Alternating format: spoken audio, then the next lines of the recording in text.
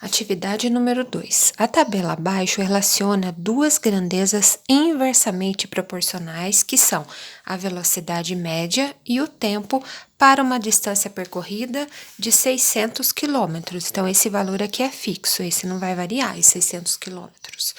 Na tabela, nós temos várias velocidades e aqui o tempo gasto em horas em cada uma delas.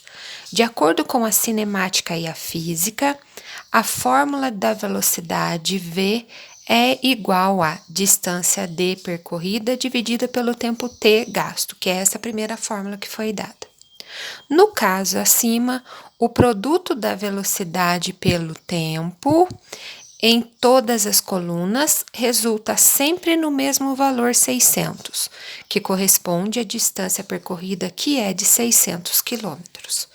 Na matemática, você pode calcular o tempo t dividindo a distância percorrida pela velocidade, que seguindo essa igualdade aqui.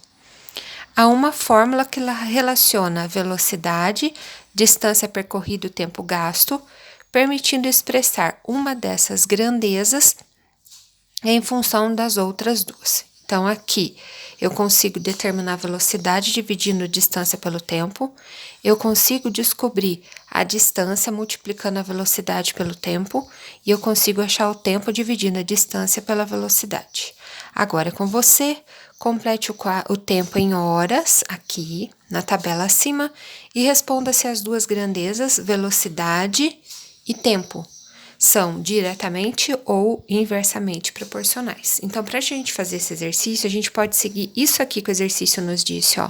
No caso acima, ou seja, neste problema, o produto da velocidade pelo tempo em todas as colunas resulta sempre no mesmo valor 600. Ou seja, quando a gente multiplica esse número por esse, tem que dar 600.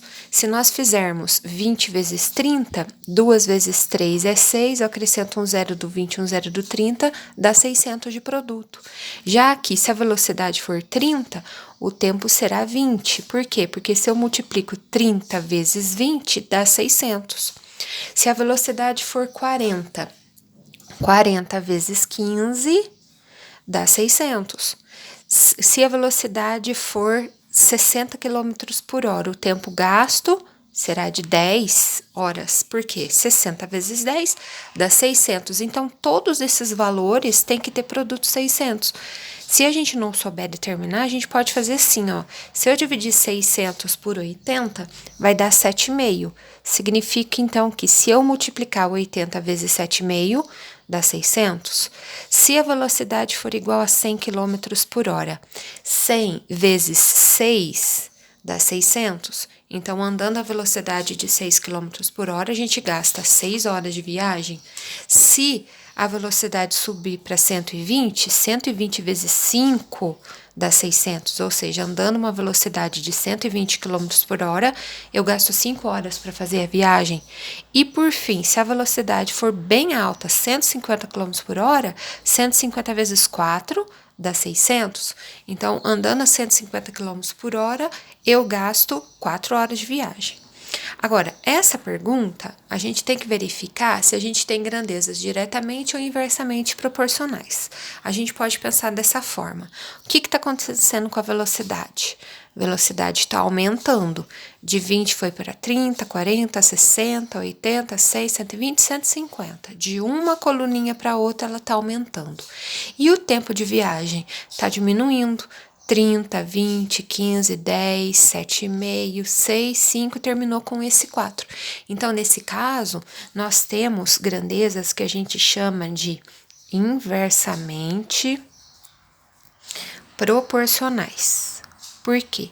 Porque grandezas inversamente proporcionais têm o crescimento ao contrário. Enquanto a velocidade está aumentando, o tempo de viagem está diminuindo. Cada vez que eu vou andando mais rápido, o tempo vai ficando menor. Por isso que a gente considera como sendo grandezas inversamente proporcionais. Um valor aumenta, o outro valor diminui.